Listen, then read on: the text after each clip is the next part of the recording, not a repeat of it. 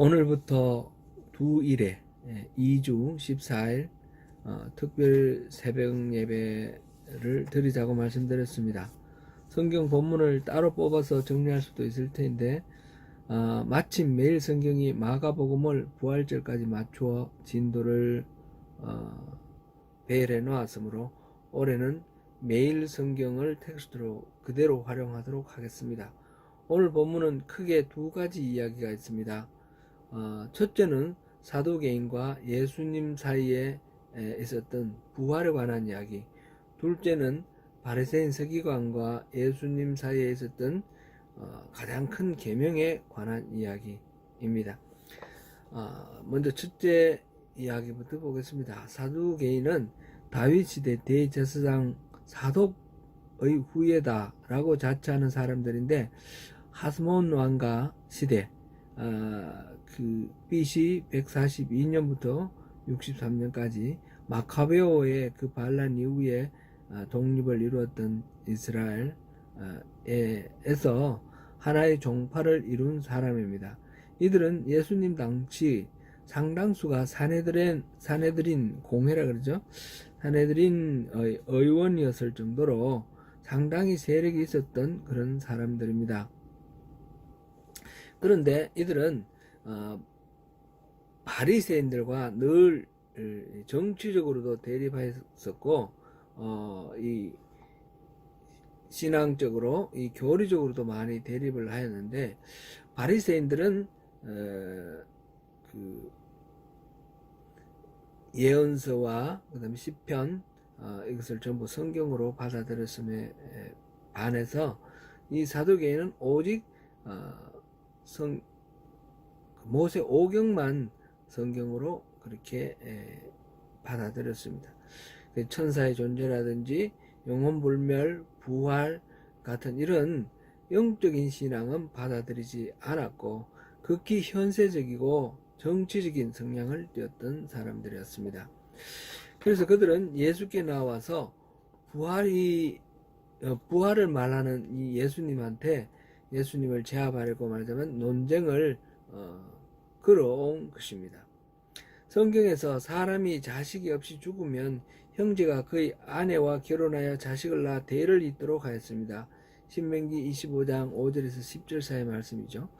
수혼제도라고 일컬어지는데, 이 예를 들면서 한 여자가 7 형제를 다 남편으로 삼았을 경우 이 여자는 부활 후에 누구의 아내가 되어야 하느냐, 이렇게 질문을 하였습니다. 예수님을 부활을 말씀하시는 예수님을 궁지에 빠뜨리려고 지금 시비를 거는 거죠. 예수님은 여기에 대해서 부활 후에는 장가도 가지 않냐고 시집도 가지 않냐고 천사와 같은 그런 존재가 된다 말씀하시면서 하나님께서 모세에게 나타나셨을 때 나는 아브라함의 하나님, 이삭의 하나님, 야곱의 하나님이다 말씀하신 그 구절을 들어서 아브라함이나 이삭이나 야곱이 역사적으로 보면 죽은 지 오래됐죠. 그러나 부활로 인하여 살아있는 존재라고 말씀을 하십니다. 그래서 영원히 함께 사는 존재. 부활이라는 것은 그런 거라는 것이죠. 하나님께서는 우리를 다 그렇게 부활로 부르신다라는 것을 말씀하셨습니다. 요즘 이만희의 신천지가 반사회적 행태라든지 왜곡된 교리 가르침으로 인해서 참 세상에 많은 우려를 던져주고 있습니다. 그와 동시에 이들이 왜곡하고 이렇게 편향적으로 과장하고 하는 그런 것으로 인해서 기독교의 교리가 아주 우습게 되어 있는 그런 경우가 많이 있습니다. 부활의 교리도 그렇죠. 성경에 의하면 부활의 첫 열매신 예수님이 다시 오실 때 우리도 새로운 영, 새로운 육으로 다시 부활하여 영생을 누리게 될 것입니다. 신천지에서는 이 부활을 이 만희가 육체의 죽음을 겪지 않고 영생할 것이라고 가르치고 또 사람들은 그렇게 믿습니다. 이 만일을 보혜사라고 일컫고 하나님처럼 신격화하죠. 그러니까 부활이라는 말이 우스운 그런 모습으로 이렇게 비춰지게 되었습니다. 사두개인은 부활을 부인하기 위해 성경 말씀을 끌어왔으나 예수님은 그들이 성경과 하나님의 능력에 대하여 무지함을 드러내시고 부활이 어떤 것인지 대하여 일깨워 주셨습니다. 한국에 스스로 하나님이라고 일컫는 이단 리더가 50명이 넘는다고 합니다.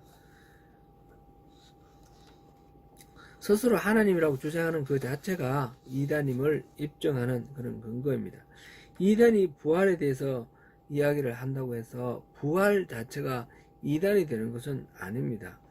이단에 대해서 잘못 이해하는 사두개인이나 또는 이만인이나 여러 이단들의 그 이야기, 그것을 우리가 바르게 인식하고 부활에 대해서 바른 신앙을 가져야 되겠습니다.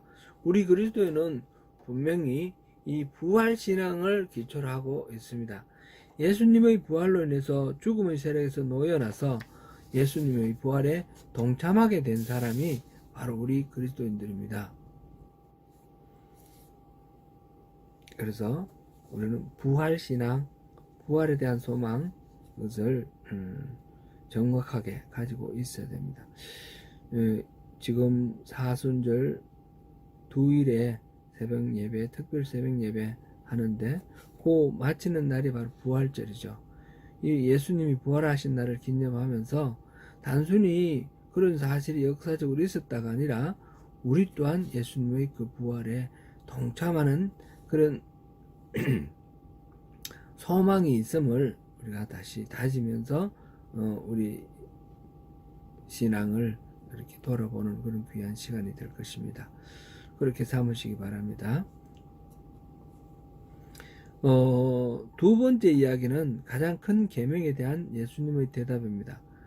예수님께서 말씀하시기를 가장 큰 계명이 뭐냐라는 질문에 대해서 첫째는 유일하신 하나님을 마음을 다하고 목숨을 다하고 뜻을 다하고 힘을 다하여 사랑하라 했고, 둘째는 내 이웃을 내 자신과 같이 사랑하라 그렇게 말씀하셨습니다.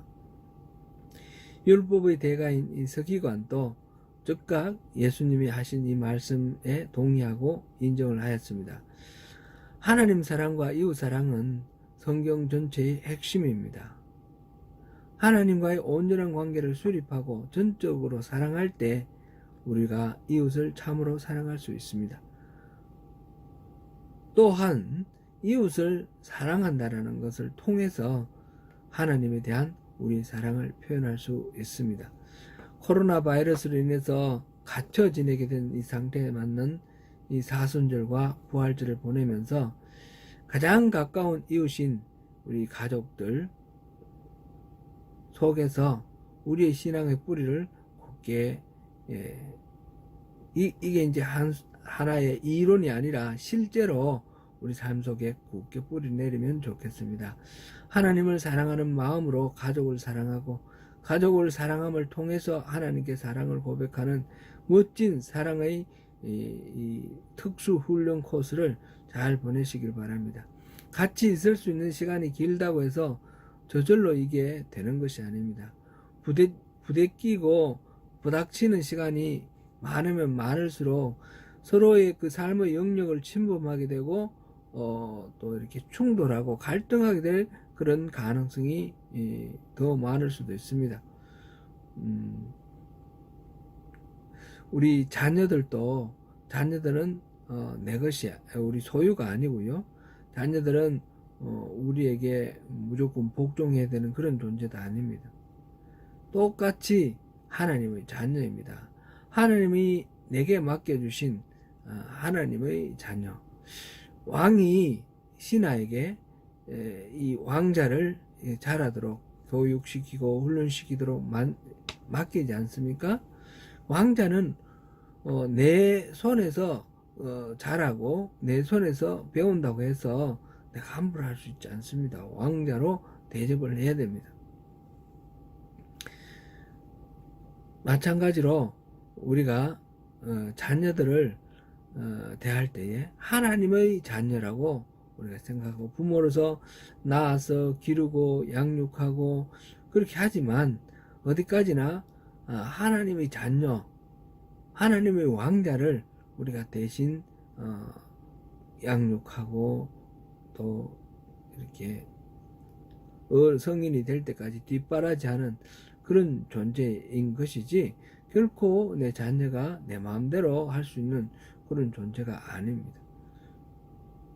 부활신앙과 이웃사랑을 연결을 해서 영원한 하나님의 나라에서 영원히 함께 지내며 복락을 누릴 이웃과의 관계인 내 아내, 내 남편, 그리고 사랑하는 자녀들, 또 사랑하는 부모님들, 오늘 호흡하는 이곳에서부터 존중하고 사랑하며 바르게 아름다운 관계를 세워서 영원한 그 영생의 날에서 우리가 불편하지 않게 더욱 기쁨으로 서로를 사랑할 수 있도록 그렇게 우리가 준비하면서 훈련하는 그런 시간으로 우리가 이 땅을 살아가면 좋겠습니다. 사순절, 부활절 맞이하면서 우리가 부활과 이웃사랑에 대해서 더 깊이 묵상하시는 가운데 주님이 우리에게 허락하시는 이웃을 통해서 우리가 사랑함을 통해서 하나님이 주시는 기쁨을 누리고 그로 인해서 또 이웃의 그 가족의 사랑을 받게 되고 누리게 되는 그런 특권이 우리에게 주어져 있습니다. 이 모든 것들을 다 함께 누리시는 저와 여러분 되시기를 축원합니다. 기도하겠습니다.